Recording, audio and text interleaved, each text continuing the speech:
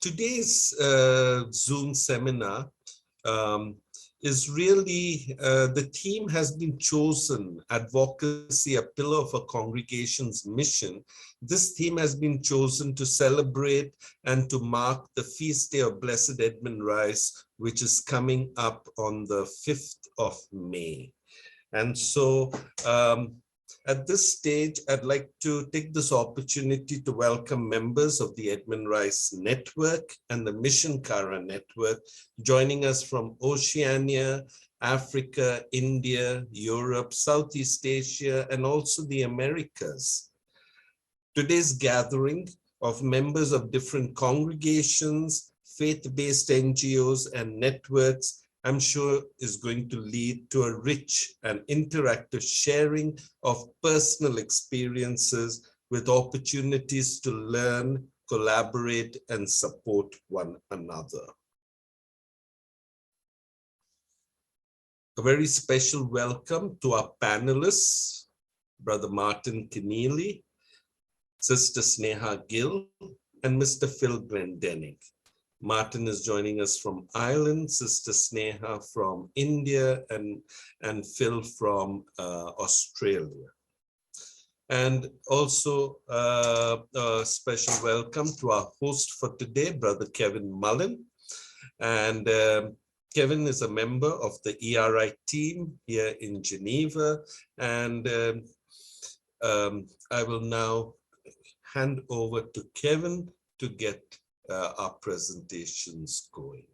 So before I hand over to you, Daniel has his hand up. I don't know why. Daniel, any particular reason you have your hand up? You can put it in the chat. Okay, well, I think he had it up by mistake, so that's fine. All right. So over to you now, Kevin.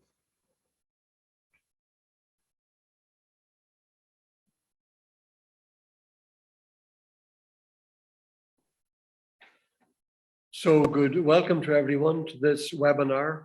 And as Tino has mentioned, we have people from right across the globe. I think looking at the registration, I counted people from over 25 different countries. So you're all very welcome to this webinar. And as Tino mentioned too, it's to mark the feast day of Blessed Edmund Rice and to look at how congregations and various organizations in recent years have become involved in advocacy. That's the theme we're going to examine in the course of this webinar. And the webinar is going to be interactive. We have three panelists, and I will be inviting each of them to speak for about 7 minutes, sharing their experience of how advocacy has become prominent in the work of their congregation or their organization.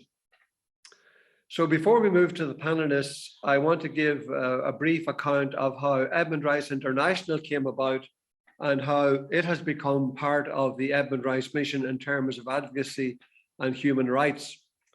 So for this now, I'm going to share my screen. So just bear with me a moment while I do that.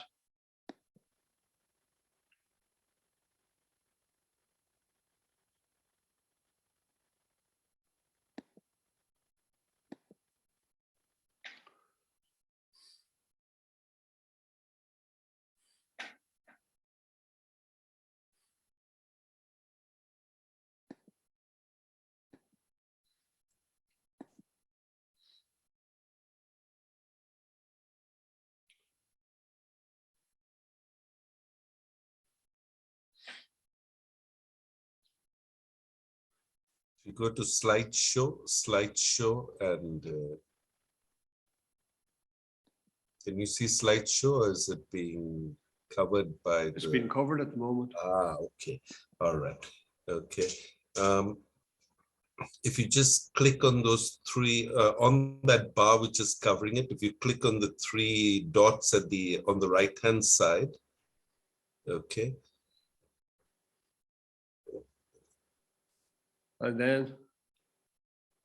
And then just go down, and you can hide the bar. Okay, yeah. No, just a minute.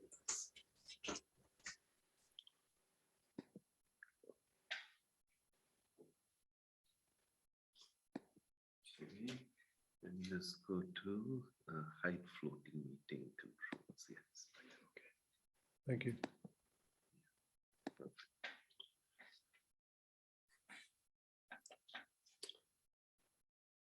So just to introduce Edmund Rice International. Edmund Rice International is a combination or an organization sponsored by two congregations, the Christian Brothers and the Presentation Brothers. And our two logos are there. And as well as that, we work with a number of partners, and these are particularly partners we have here in Geneva, Franciscans International, Vivat International, and the Marlis Brothers. And we have other partners too, but we work very closely with these partners in Geneva on human rights and advocacy.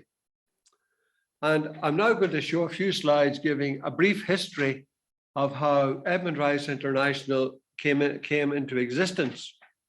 And this begins back in 2002, when at a congregation chapter, the Christian Brothers said they wanted to move to prophetic action through advocacy and works of justice, 2002. And moving on to 2006, the Edmund Rice International Board was appointed, and Edmund Rice International was registered as a public body in Ireland. And then in 2007, the ERI team was appointed, based in Franciscan International Office in Geneva. So the team had members in Geneva and also a member in New York. In 2011, Edmund Rice International became an NGO with consultative status at the United Nations. And consultative status means that Edmund Rice International can interact and meet up with UN bodies and make submissions to UN mechanisms. So that status was gained in 2011. In 2013, Edmund Rice International had public charity status in Ireland. So ERI is a public charity registered in Ireland. And in 2014, at another congregation chapter, the congregation said it wished to engage in advocacy with the voiceless, the marginalized, and all that are oppressed. So you see that as the years move on, different chapters give support to advocacy for people on the margins. And then I'm picking out 2015 as a year with particular significant events. And one significant event in 2015 was the establishment of Edmund Rice Education Beyond Borders. And that was a coming together of Edmund Rice schools in over 20 different countries, around about 280 schools altogether, with over 200,000 pupils. And that organization had a meeting with people coming from all continents to Nairobi for the first meeting of EREBB, Edmund Rice schools across the globe. So that was one significant event in 2015. A second significant event in 2015, of course, was Laudato Si. And we all know the influence that has had over the intervening years. And that was followed then by the announcement of the Sustainable Development Goals after a few years of preparation. And finally, in Paris in December 2015, at COP21, we had the agreement on climate change. So 2015 was a very significant year for Edmund Rice education in terms of the Catholic Church, Laudato Si, the Sustainable Development Goals, and finally then the agreement on climate change. In 2016, Edmund Rice Capacity Development Project was set up. And you see the three circles there, which, if you like, are a summary of Edmund Rice mission. Three elements: formal education, advocacy, and development projects. And Edmund Rice International would be very firmly placed in the advocacy circle. But as you see, it overlaps with formal education and it overlaps with development projects. So Edmund Rice mission is, if you like, focusing on those three areas: advocacy, formal education, and development projects. Other things that influence Edmund Rice International's work is Catholic social teaching. And Catholic social teaching has quite a long history. It goes back to 1891 with the encyclical Rerum Novarum.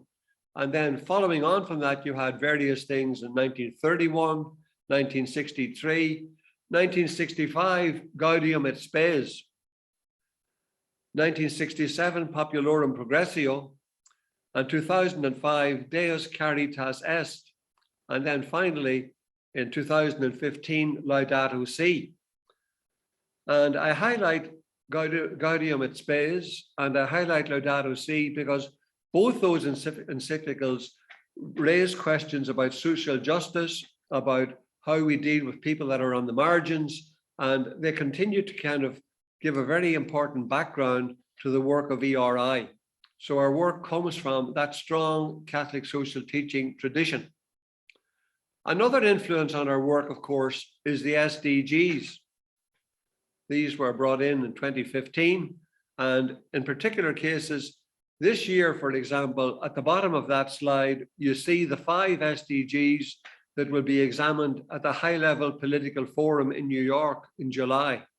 Quality education, gender equality, life below water, life on land, and partnership for the goals.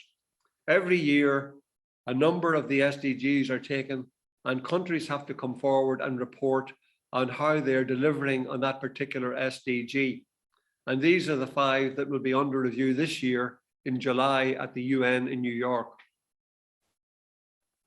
Another interesting thing is to look at human rights and the 3 pillars of the United Nations. And the 3 pillars of the United Nations are peace and security, human rights, and justice and development. So the work of the United Nations is focused on those 3 pillars. And then you have the 5 P's of the SDGs: people, planet, peace, prosperity, and partnership. And since 2015, there's been a great coming together of human rights and the SDGs.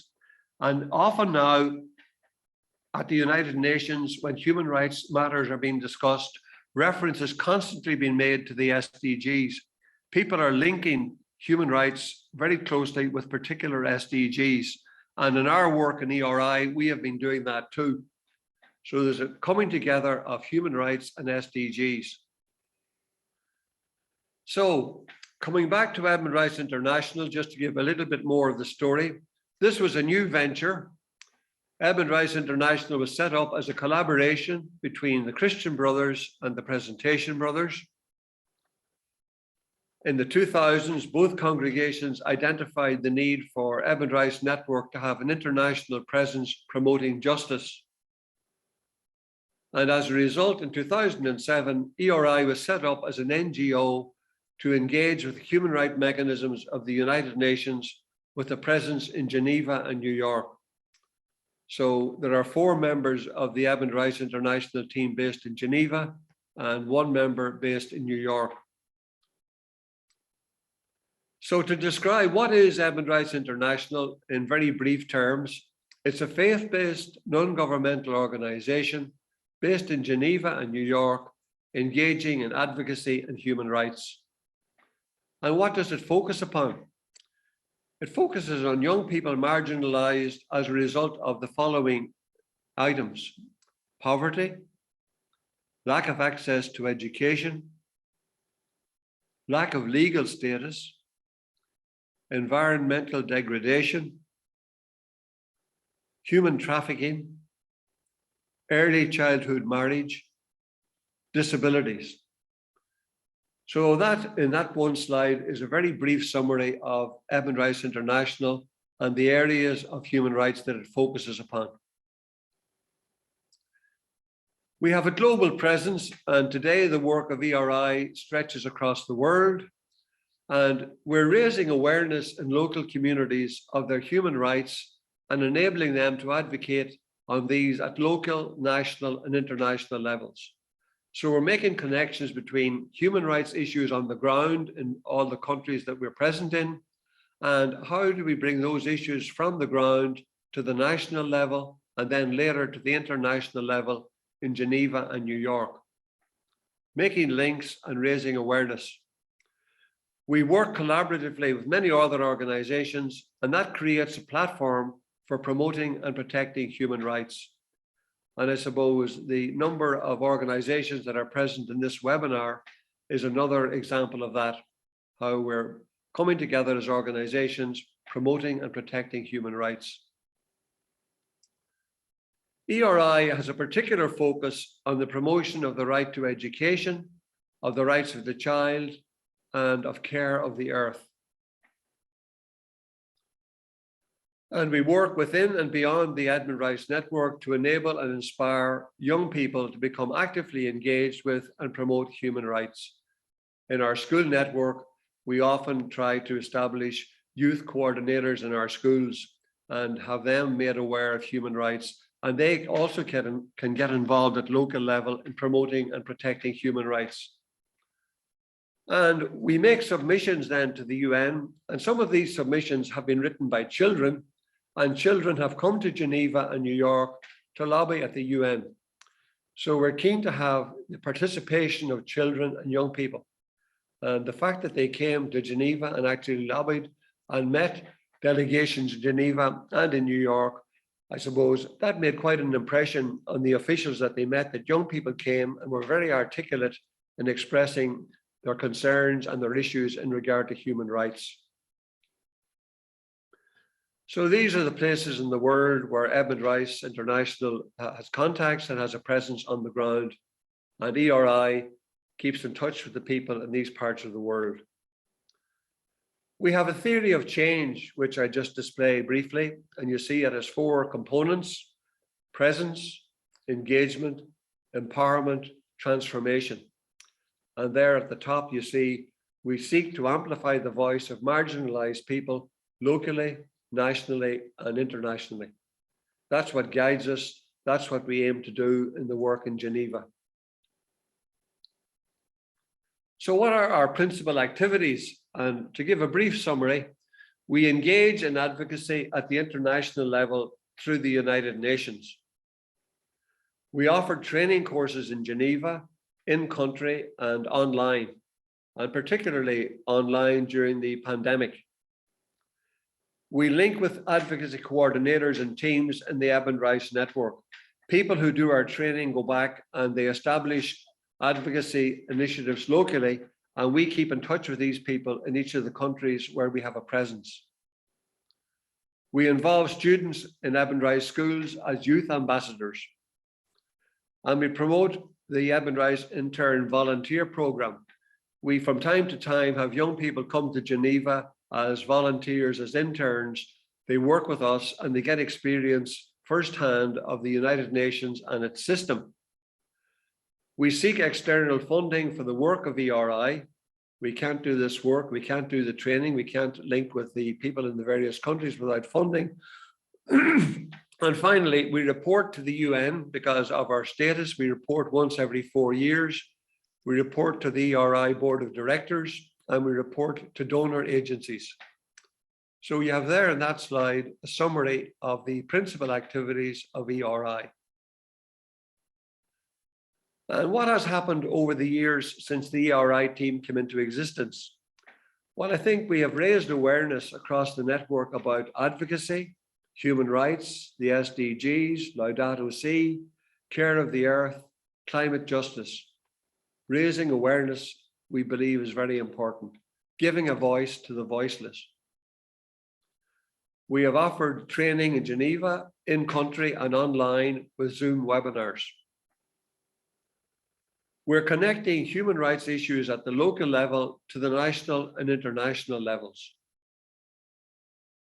And we're communication is very important. We have a website, which is mentioned there.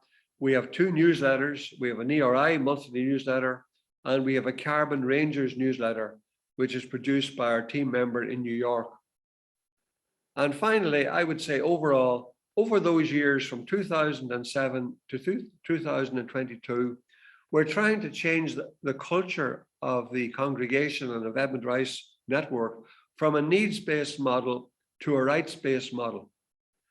We know there can be a discussion about charity and justice. We're not saying that one replaces the other.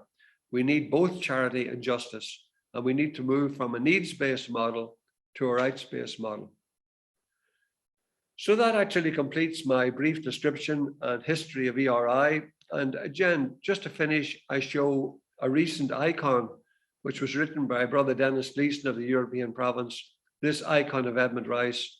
So our work is inspired not only by church, social teaching and so on, but we also look to Edmund Rice, who in his own day was also an advocate for people's rights. So I conclude my presentation there.